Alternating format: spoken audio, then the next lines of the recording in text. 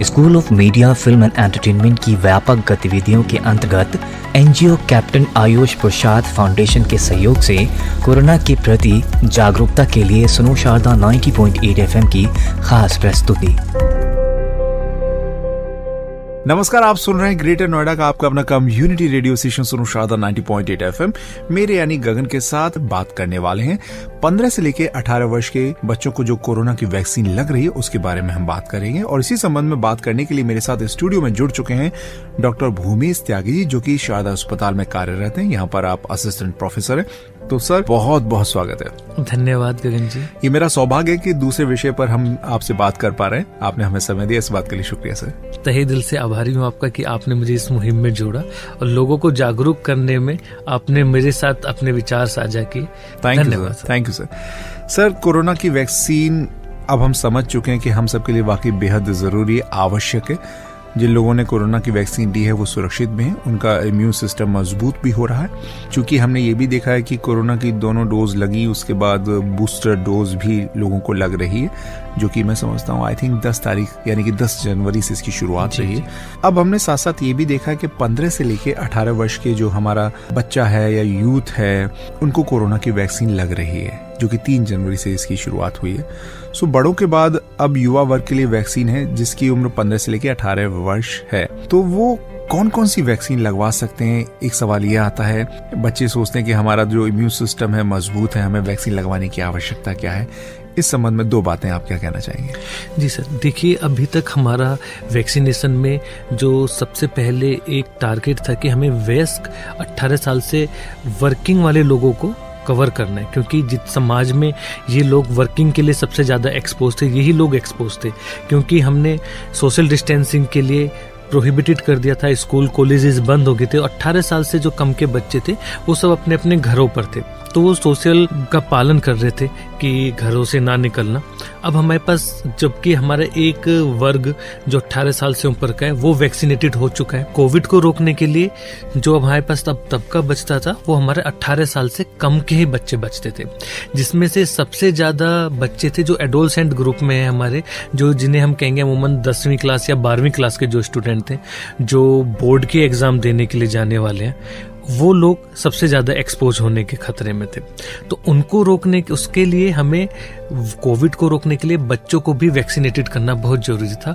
तो इसमें सरकार ने सबसे पहले 15 से 18 साल के बच्चों के लिए बनाया है कि जिनके लिए एग्जाम भी जरूरी है, एजुकेशन भी जरूरी है, और कुछ लोगों को जिसमें बाहर जाना पड़ता है एजुकेशन के लिए, तो उन लोगों को सबसे पहले टारगेट बनाया गया। अब वैक्सीनेशन की बात करें तो हमारे पास केवल 2 ही वैक्सीनेशन थी जो भारत सरकार की तरफ से लग रही थी, वो कोविशील्ड थी और कोवैक्सीन थी। हालांकि हमारे पास स्पुतनिक भी अवेलेबल है हमारे देश में, जिसको प्राइवेट सेक्टर में लगवा सकते हैं, और मॉडर्ना भी थी, फाइजर की भी आ गई थी।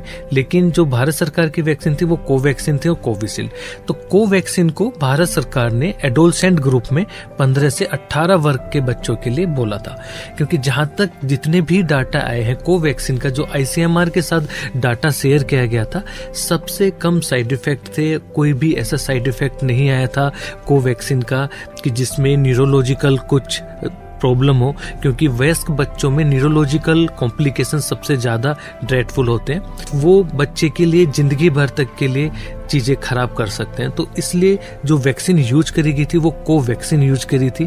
दूसरा सबसे बड़ा कारण ये था कि कोविशील्ड के लिए जो हमारी सेकेंड डोज बनाई गई थी वो 3 मंथ्स के बाद बनाई गई थी, जबकि कोवैक्सीन के लिए वो 28 डेज के बाद भी हम लगा सकते थे। तो हमारी बूस्टर डोज का भी समय कम हो जाता था।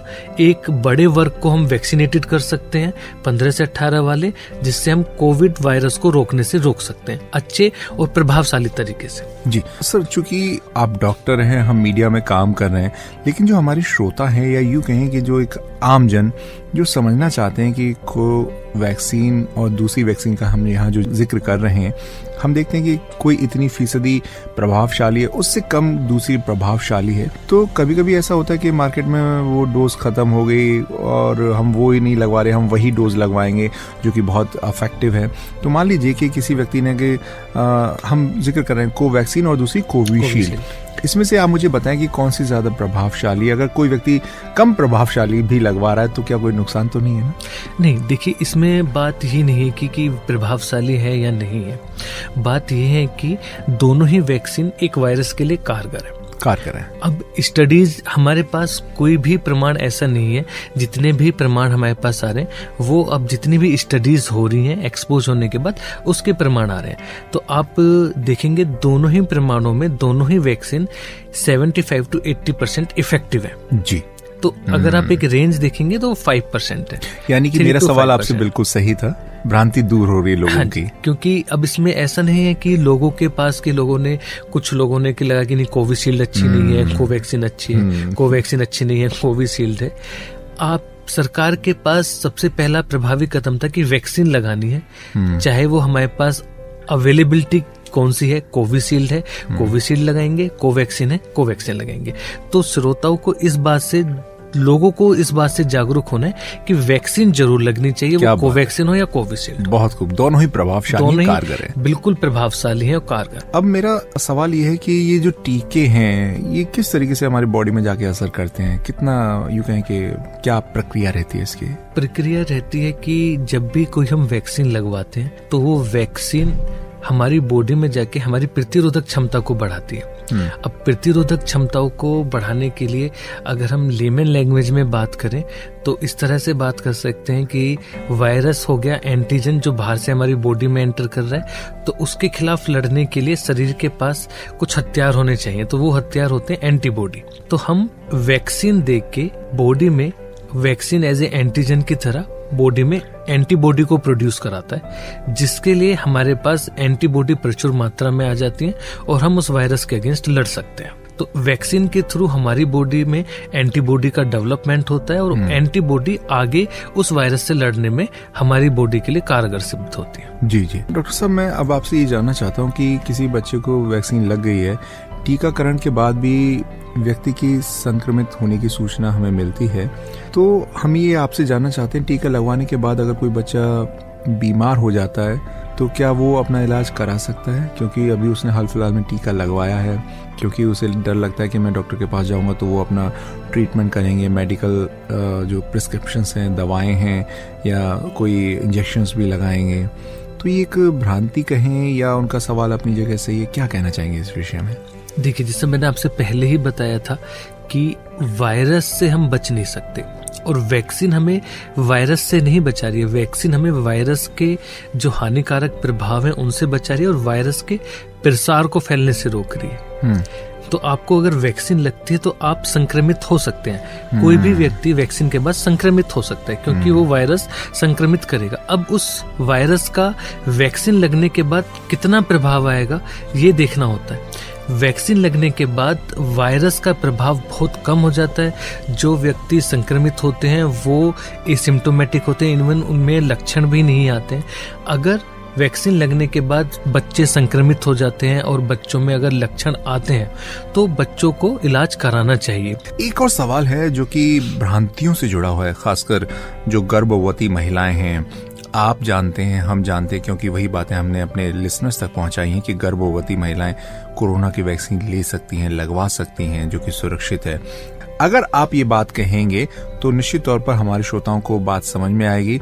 देखिए, गर्भवती महिलाओं को तो बहुत ज्यादा ध्यान रखना होता है क्योंकि गर्भ धारण के बाद महिला की शारीरिक और मानसिक दोनों ही स्थितियों में बहुत बदलाव आ जाते हैं और प्रेगनेंसी उस महिला को एक किसी भी दूसरी बीमारी के लिए ज्यादा प्रोन कर देती है।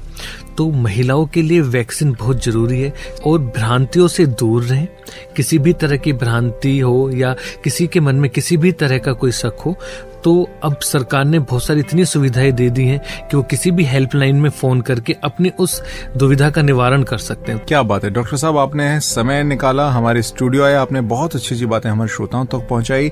इस बात के लिए तहे दिल से मैं आपका शुक्रिया अदा करता हूँ। धन्यवाद गगन जी, मैं भी आपको बहुत शुक्रिया अदा करता हूँ कि आपने इस मुहिम में मुझे अपने साथ जोड़ा और लोगों को जागरूक बनाने के लिए मेरा सहयोग लिया। Thank you sir, thank you so much.